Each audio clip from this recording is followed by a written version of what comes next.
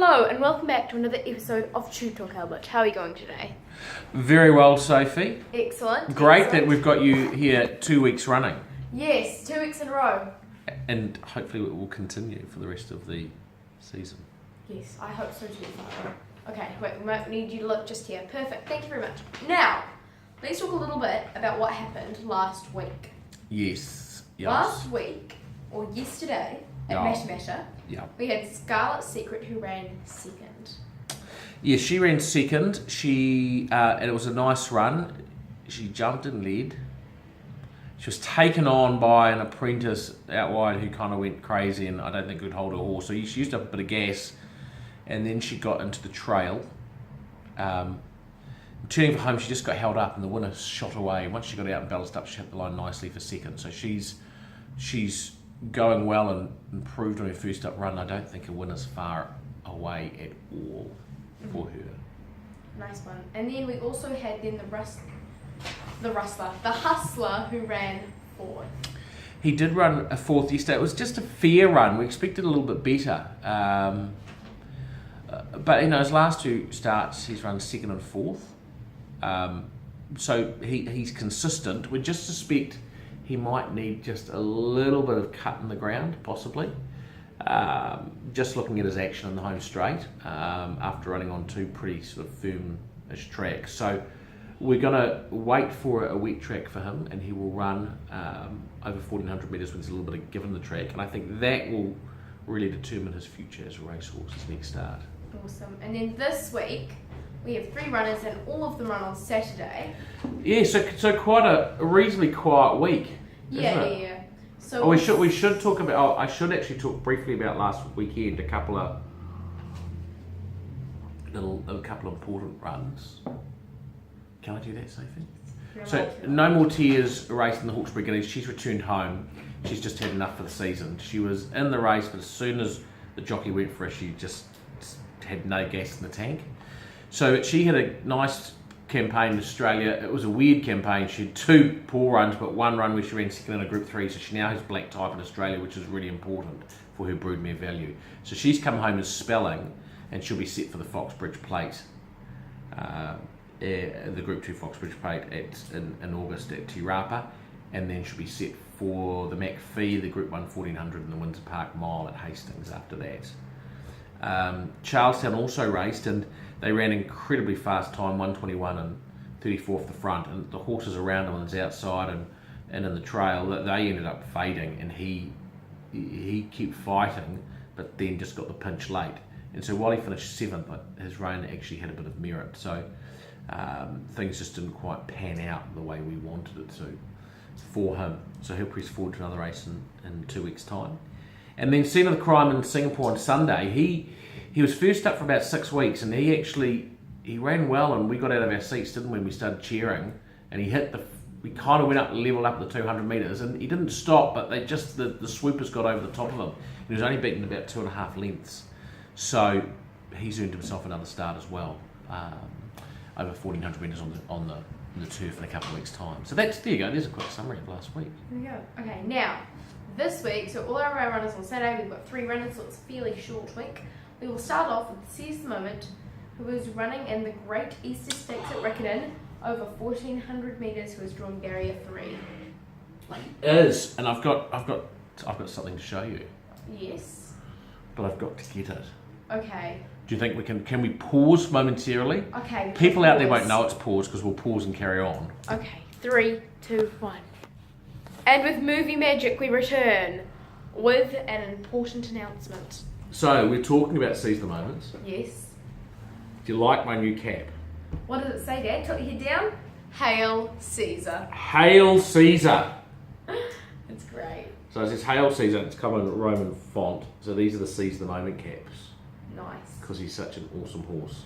He's so consistent and so good.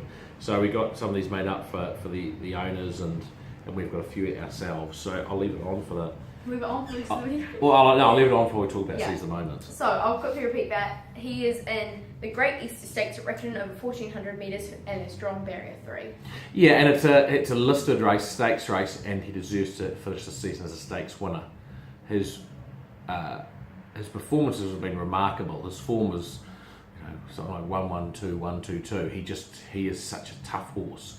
So he goes to his peak distance on Saturday at 1400 metres. I think the track's going to be very firm, and I don't think that will suit him. I think he'd like a little bit of cut in the ground. I think he's the best horse in the field, and I think he deserves to win, and he'll start favourite. My little concern is he's been up a long time, and whether or not he's actually had enough and needs a spell. That's one thing we don't know. He's had 3 weeks between runs though, and he seems well. We won't know that to the home straight on Saturday, but I think he'll either be winning or he'll be going a super race, or he'll put his hands up and say, I'm a bit tired, I need a break. Yeah. But he's a great horse. He deserves this chance, and it'd be wonderful to see him win. Oh, okay. Yes, awesome. Now, hat off, Albert. Here we go. Hail Caesar. Hail Caesar. Next one we have got is Panzano, who is also reckoned in, who is fresh up in the rating 65, 1200.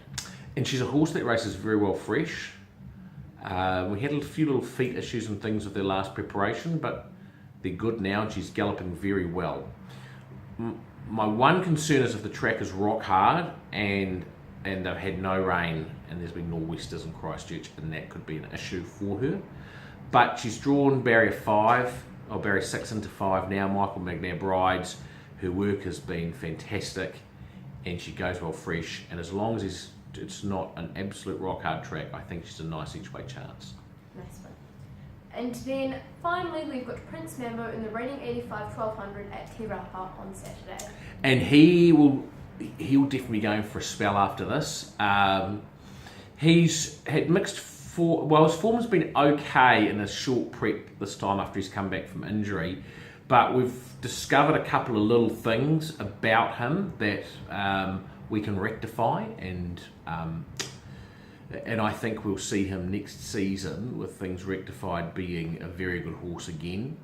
But he's working well. He's dropping back in distance to 1200 metres, and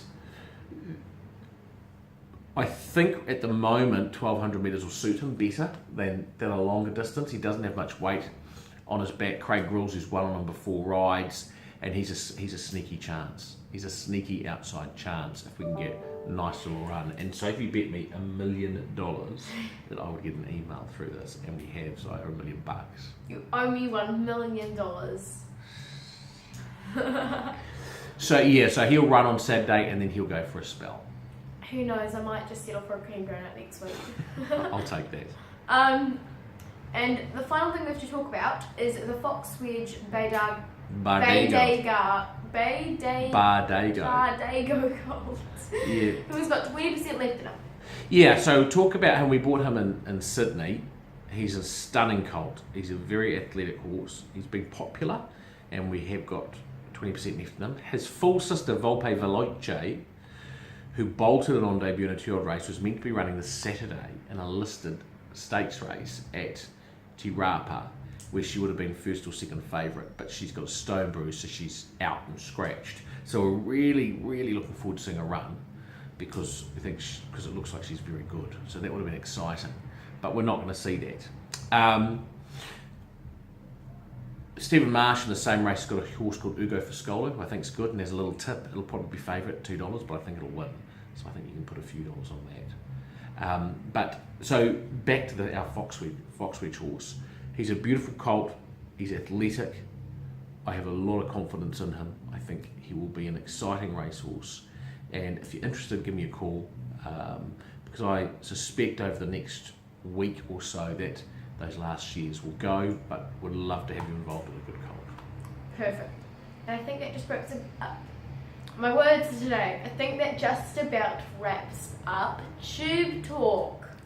For another week. So we hope you all enjoyed, and hopefully you stick to our schedule, and see you next week. Sounds good. See you later. See ya. Bye.